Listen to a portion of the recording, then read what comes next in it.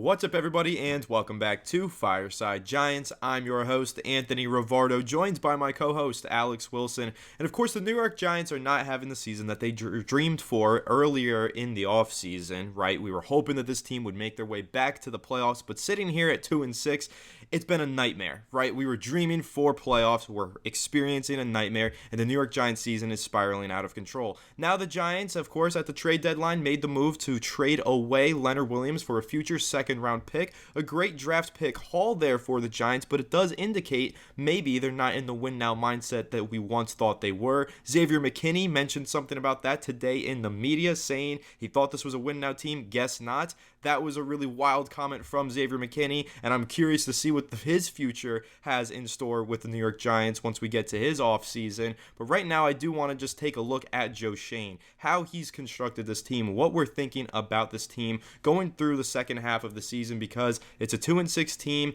It's pretty bleak right now. I don't have high playoff hopes or aspirations. I do think this is a team that's going to wind up with a top 10 overall draft pick in the 2024 NFL draft. But does that change the way that I feel about Joe Schoen, feel about the future and the direction of this team, and feel the way that I feel about Brian Daboll?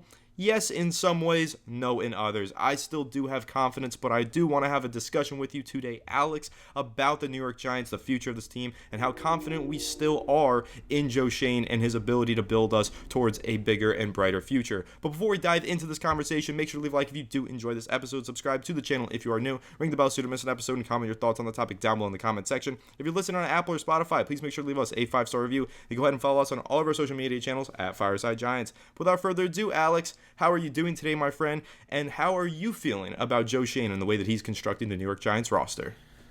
Well, I'm doing pretty well, and I'll tell you what, guys. I think that most of us, like 95% of us, are still in on the Joe Schoen train. Yeah. Trying to jumble my words, but I think that right now, when it comes to Joe Schoen, we are seeing a different type of process, and it's a modernized one. You know, if you reflect back on Dave Gettleman's era, we were like, we know this is going nowhere. We know that the process is flawed. We know that the free agency overspending is to make up for bad drafting. That's not a sustainable model. I think the Giants have been trying to get out from under that mess for quite a while. And Leonard Williams' $32 million cap hit and Adoree Jackson $19 million cap hit certainly held them back. Now, a couple of cornerstone pieces were gathered during the Gettleman era, notably Andrew Thomas and Dexter Lawrence. Those two primary guys are the ones that really are making this team go right now. So when you look at, Andrew Thomas, when he gets back, for the last couple of years, he's been one of our better pieces. But looking at the last two draft classes, aside from Evan Neal, I feel like the Giants have done a pretty good job, right? Evan Neal, I don't even think I think most people, again, 95% of people were happy with that pick. We were ecstatic. And I think the coaching kind of maybe set him back a bit, as I said yesterday in the episode. What I feel about Joe Schoen is that he's managed to operate very, very, very swiftly and efficiently when it comes to the salary cap space. We have about $50 million in available salary cap space next year. And with the Daniel Jones contract, yes, in hindsight, maybe we wouldn't have done it. But the truth is he built in an out after the second season that protected us. And he did a really good job of preparing for the worst case scenario. That was something that Dave Gettleman never really did. He never really prepared for the worst case scenario. He went all in and said, this needs to work. Joe Schoen has said, look, we're going all in, but we're building in a security blanket, a life raft, just in case we have to jump off ship. Just in case the ship is sinking, we can jump off and reset. And he did that really well with Daniel Jones's contract, in my personal opinion. I think it's actually a good contract in terms of the way that they structured it. In hindsight, of course, maybe we would have gone a different route. But what I do like is the drafting. I think that the draft picks have been generally pretty decent. For example, Deonte Banks looks like a legitimate CB1, and we got him at the 24th overall pick. That's a pretty good spot to land a impact starter on day one. Kayvon Thibodeau, we saw the potential against the Jets. The guy is legit. He's been kind of surviving with some guys that have been rather injury prone. For example, Azeez Ojulari. I think John Michael Schmitz is going to be a tremendous center for a long time. I think that Jalen Hyatt's got a ton of potential. We've seen it flash. Micah McFadden, holy crap, that guy is, I mean, we're talking about a mid-late round pick there. He's a starting linebacker for us now. Jason Pinnock, a starting safety for us. You look at Bobby Okereke, that guy, he might be one of the best linebackers we've had in a long time, like a decade-long time. He's legit. He's been balling lately. Cordell Flott has been really solid over the last couple games, and he's a former third-round pick from last year. Trey Hawkins, if we get any value out of a sixth-round pick, I'm happy. So, you look at what the Giants have gotten. Wan'Dale Robinson, I also think, is a very good player. Barring the injuries, he's coming back. He looks like he's really, really solid. I think he's going to be a key contributor for us for a long time. We're getting value from our rookies. We're getting value from our draft picks over the last 2 years. And I think that aside from Evan Neal, I'm content with what we have. In addition to that, we've operated really swiftly when it comes to signing some players on incentive-laden deals that we can move off from just in case, right? Like, for example, Raheem Nunez-Roche. We can move off him after this upcoming season. We can move off of Paris Campbell, for example. 1 year, $7 million deal. He's gone. Move off of him. No big deal. We've done a good job not strapping ourselves down with these multi-year contracts and just trying to plug gaps with like one and done players. And I think that that's a good strategy because you can get value out of those guys. Unfortunately, our team just hit a major roadblock and we just weren't able to capitalize on that talent. But again, Ashawn Robinson looks good. Raheem Nunez-Roche looks good. We have gotten some value from the contracts that are more short-term fixes than long-term ones. But right now, I feel like we're still in the process of a rebuild. Look, at least they never came out and said something like, we can win while we rebuild, right? I think that the Giants have been trying to win while they rebuild, but we kind of needed a little bit more of a comprehensive restructuring across the board. We had to reset our salary space. We had to build out the entire depth on this team, guys. Anthony, I know you know that too. We had to rebuild the whole roster. Like, aside from a few key players that were first-round draft picks for the most part, we had to rebuild the whole roster in 2 off seasons. And these guys are rookies, are sophomores. You can't build a championship caliber operation sometimes with that level of inexperience. However, we are still very optimistic these guys will develop into good players that can help us win games in the future. And now we have a good foundation built. The secondary looks like it's built well. We have some good pass rushers, a really great interior guy.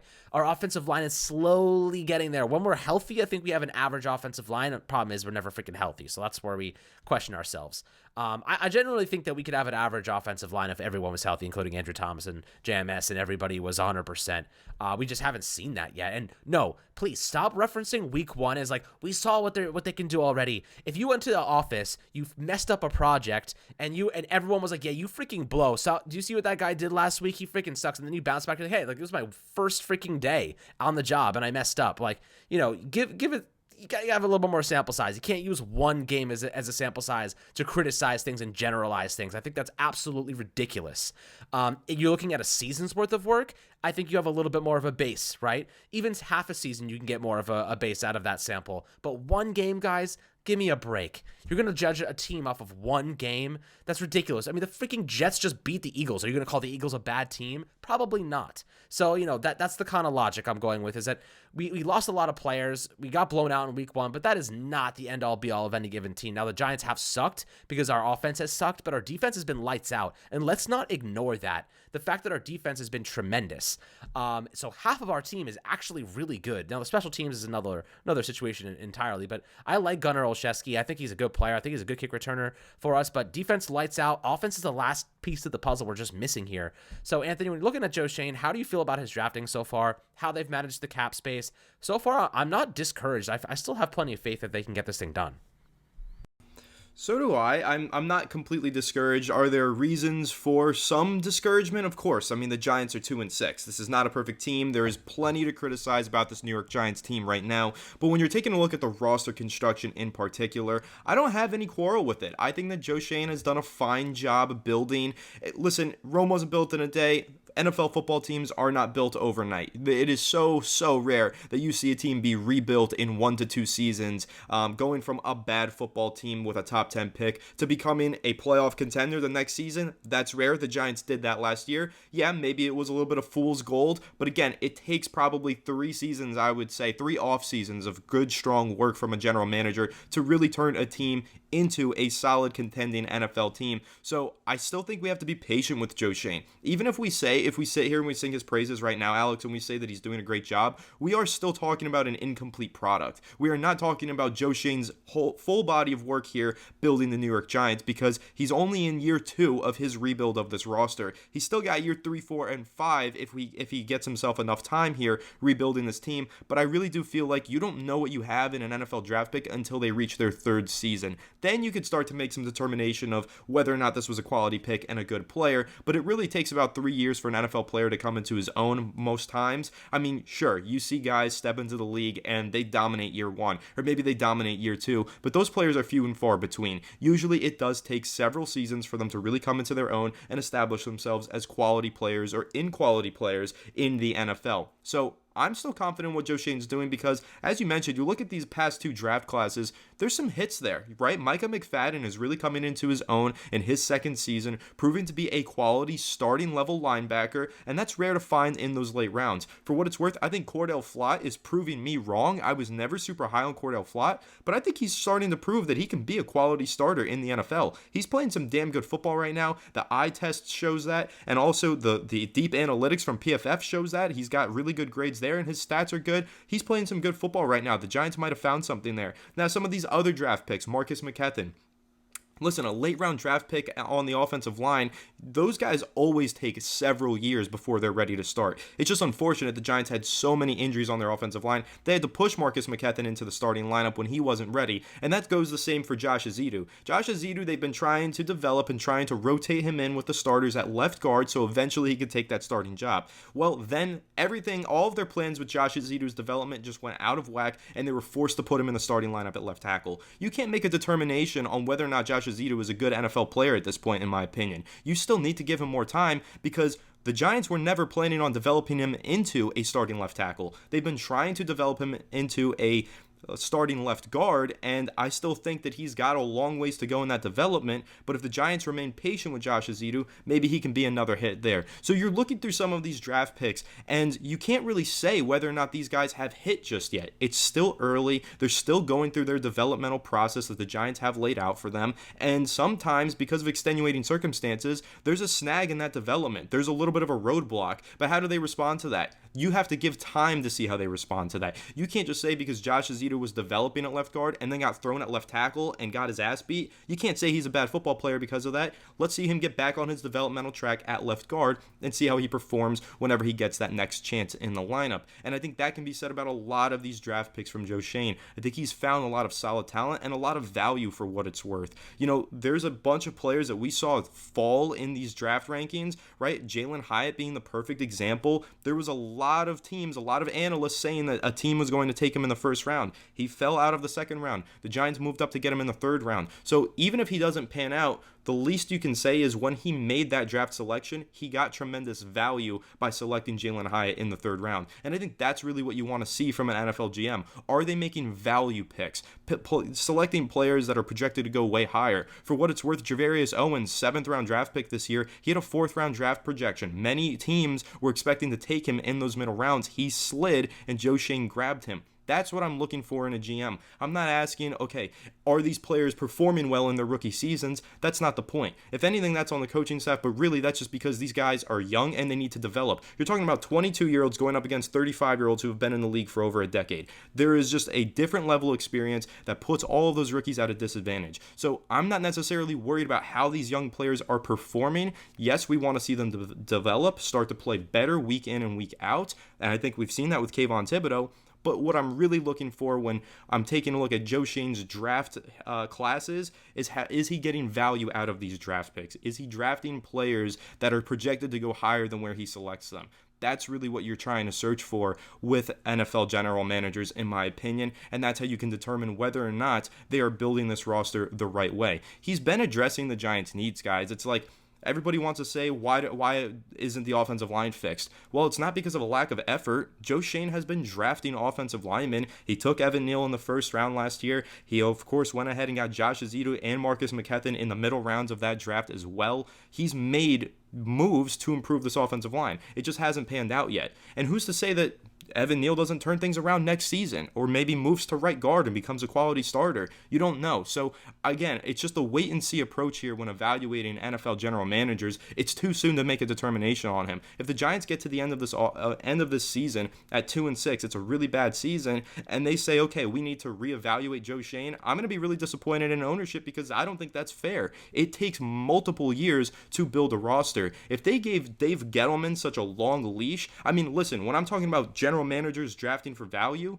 Dave Gettleman was known for reaching and drafting players who didn't have good value in their draft selections. At least Joe Schoen is waiting for the value to come to him and making selections like that.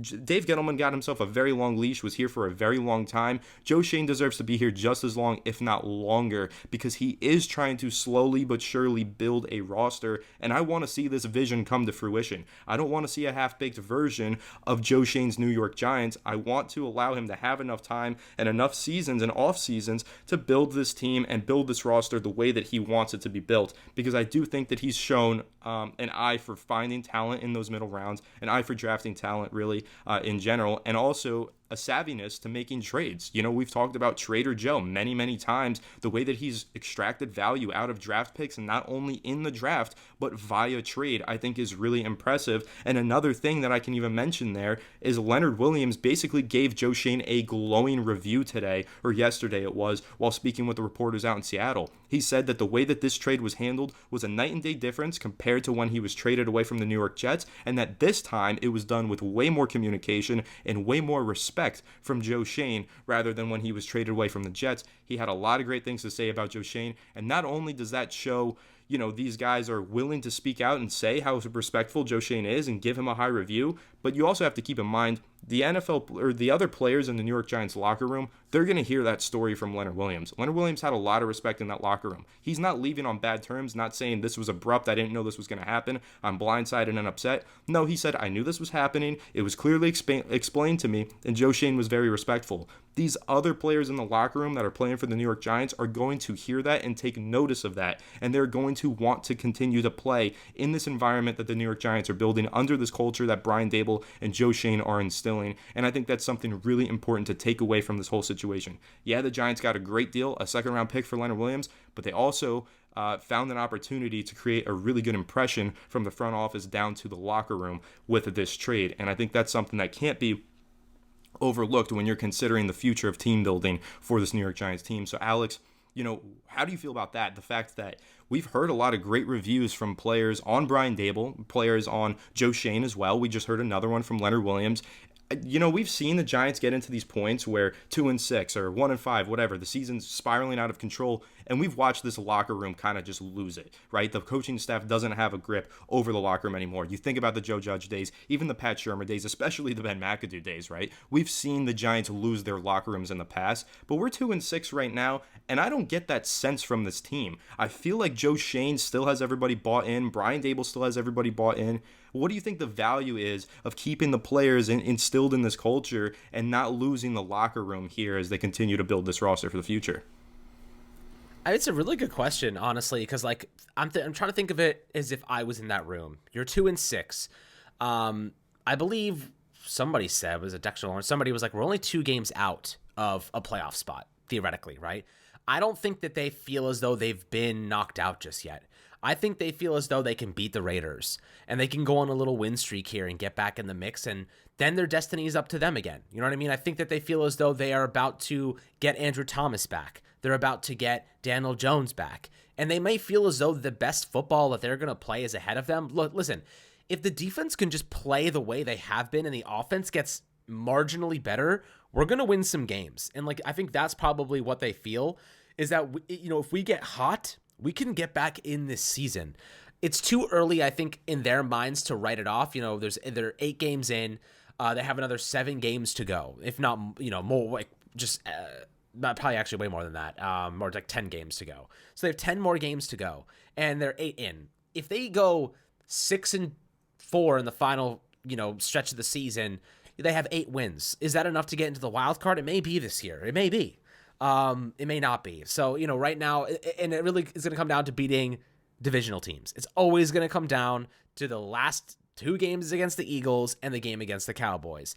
they have to win some of those games. If they continue to lose those key divisional matchups, it's game over. Like, the Giants routinely lose divisional matchups as long as they're not playing Washington, basically. I think that they're still bought in because they haven't given up yet, because mathematically they're still very much in it. The problem is, I just don't see how they can elevate the offense enough to get where they need to be. They need Andrew Thomas back at 100%. They need Daniel Jones back at 100%. They need these guys to make an impact, not just step in and survive. They need these guys to play it up to their contracts, right? And I know Thomas will, but I don't know if Daniel Jones is going to play up to $40 million. We don't know sometimes which version of him we're going to get every week because the offensive line, lack of separation, maybe he makes some mistakes, but we know he can play at a high level. We just need to see it consistently, and everybody else give him that level of support he needs to get there. I just don't know if we have that in us. That's my major concern. But from a standpoint of morale, I still feel like they're in it. I still feel like they feel as though they're in it. I personally have other thoughts, but from a player's perspective, you're not going to give up. Like I think McKinney said it too. He said, we go out there and we put our bodies on the line every single week. If we're going to do that, we may as well play hard and try to win football games, right? And I think that's a great perspective, because if you're going to go and sacrifice your body, potentially your future with CTE and other things, you may as well be winners while you're at it, right? And I think that's the mentality that when things are not going your way and all else fails, you have to have pride for yourself in some ways. And I think that's one of the kind of perspectives you can take to maintain that morale, maintain that pride. So I think, that's why I feel as though they're still in this to win this. But I personally have my reservations. And as a fan, guys, I think you guys can probably feel the same way, that I just don't want to be hurt anymore. I just don't want to go into every Sunday feeling as though I expect to win, or my optimism levels are high, because it just makes Mondays so much more difficult. I go into Sundays these days feeling like, all right, if I expect us to struggle and lose, a win is a big surprise, and I'm really happy. That's kind of what this being a Giants fan has been like the last couple of years. Just, you go into it thinking you're going to lose, and when you win, you're like, holy crap, we won a game. This is amazing. And last year we got a lot of those because we made the playoffs and won a playoff game. So, we're looking for more of those feelings. But as of right now, they have to prove to me they can put together a complete game. Right now, I'm still very, very cautious about investing more faith in this team and being let down. So, that's kind of my takeaway from at least their perspective of maintaining morale. Yeah, and I think that they're doing a fine job maintaining morale. I like all the quotes that you just mentioned. Dexter Lawrence being cognizant of the fact that the Giants are still technically in the playoff hunt. Xavier McKinney saying that he's still planning on playing his ass off even if this team isn't in the playoff hunt. All that stuff I think is really important to take note of. And I think that we've heard kind of different tones from players in years past when the Giants were spiraling out of control. When the season looked lost for the Giants, we've seen players not really express this much confidence and this much certainty in their future and in their ability to try and win now. I think that we've heard in the past a lot of players kind of throw in the towel a little bit prematurely and, really watch the Giants season go from bad to worse. And I mean, this is as bad as it gets in some respects. The Giants rank 32nd in almost every single major offensive category, so it can't get much worse than this. But as long as the players still feel like there's room for improvement and that there's a way for them to get better and turn things around, I think that says a lot about how Brian Daboll is commanding the locker room. So we're talking about, do we still have faith in Joe Schoen for the future? I do, personally. I think I made that abundantly clear. But I also do have faith in Brian Daboll. Now, at the end of the year, I think it'll be interesting, Alex, and I do want to get your take on this. There's got to be a scapegoat, probably. I would assume someone gets fired at the end of the season, right? It's not going to be Brian Daboll, in my opinion. I think as long as Joe Schoen is here, he wants to see his vision carried out through Brian Daboll. They're friends. They've worked together for years and years, from Buffalo now to the New York Giants. They're going to stick together on this one. But do they make any other coaching staff changes? I definitely think they will. It's at least something they're going to consider. I know a lot of fans have been calling for the job of Bobby Johnson for weeks. Now a lot of fans are pushing. Mike Kafka is not doing a good job, right? We've heard that a ton. And I do wonder if maybe at some point this season, with how inept this offense has been, does Brian Dable take over the play calling duties at any point? I think that's something he's going to need to start considering if he hasn't done that already. I know there's been a lot of speculation and conspiracy theories around that, but I wonder if Brian Dable is going to make that decision at some point before the end of the season to take over those play calling duties and just allow Mike Kafka to manage the offense as the coordinator. That'll be something to keep an eye on. But Alex, do you think there's going to be a scapegoat at the end of the year? Who do you think it's going to be? Mike Kafka, Bobby Johnson? Do you think that there is somebody who's still playing for their job on the coaching staff and has a really good chance of being fired by season's end? That's a really good question. I think that I don't think they're going to fire Mike Kafka because I think they're going to play the injury game again as they usually do. Oh, this guy, we lost Andrew Thomas and Daniel Jones and Saquon Barkley and JMS, and guys are going down left and right. Now it's Darren Waller, and you had Bellinger out for a couple of games, and it's just been a disaster. So I feel as though the only person I could see getting fired is Thomas McGaughey because the special teams unit has been just bad for years. Aside from like specific individuals like Graham Gano, who is about to go on IR. I think Lawrence Times reported they're going to be looking at some kickers today. So, this is a situation where the Giants really, I don't know if anyone gets fired. In fact, I don't think anyone does get fired, actually. I think they stick it out. I think they've earned enough respect after last year to get the respect of ownership to give them at least the third season to turn this thing around. If next year things are just as bad, if not worse, then you hit reset and you start to fire some people. But right now, I still think they have earned the respect of Mara, and I think they still have that. So maybe some like assistants or like, maybe special teams coach would go, or Bobby Johnson. I'm not sure. But I think for most of the big guys, I think they're probably going to stick around. I think you make some good points there. The Giants do have a whole lot of excuses if they want to throw them out there, injuries being the primary one.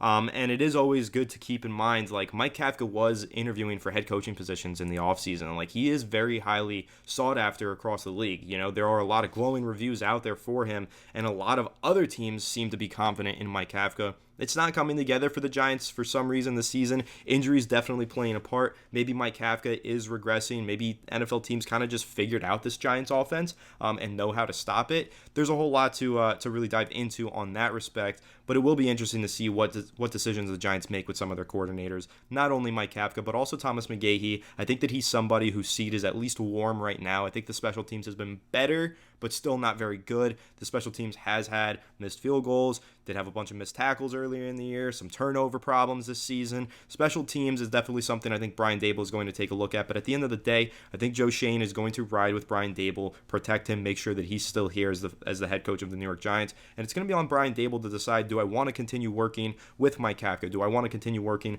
with Thomas McGaughey and overseeing these guys? That's going to be really interesting when we do get to the end of the season. Bobby Johnson, though, I think his seat is definitely warm, although he is a guy who's been around with Brian Dable for a while. They were in Buffalo together, so we'll see what happens, but it's definitely an interesting season for the New York Giants. It's a wild one that I didn't see coming. I really thought the team would be solid this year and make it back to the postseason. And again, as we mentioned, there's a chance. The Giants still have a chance. They're still technically in the playoff hunt, and they have a very favorable matchup, one might argue, coming up here on Sunday afternoon versus the Las Vegas Raiders with an interim head coach in Antonio Pierce. So we'll see what happens. Maybe the Giants can find a way to turn their season around with Daniel Jones back in the lineup. But at the end of the day, even if they don't, I'm ride or die with my New York Giants, and I'm still supporting Joe Schoen, and I want to see his vision get built out for the Giants across the next couple of seasons. So that's where I stand. I'm still confident in Joe Schoen. I still have a pretty tremendous amount of confidence in Brian Dable, all things considered, and it's going to be exciting to see what decisions this team makes throughout the rest of the year and by season's end.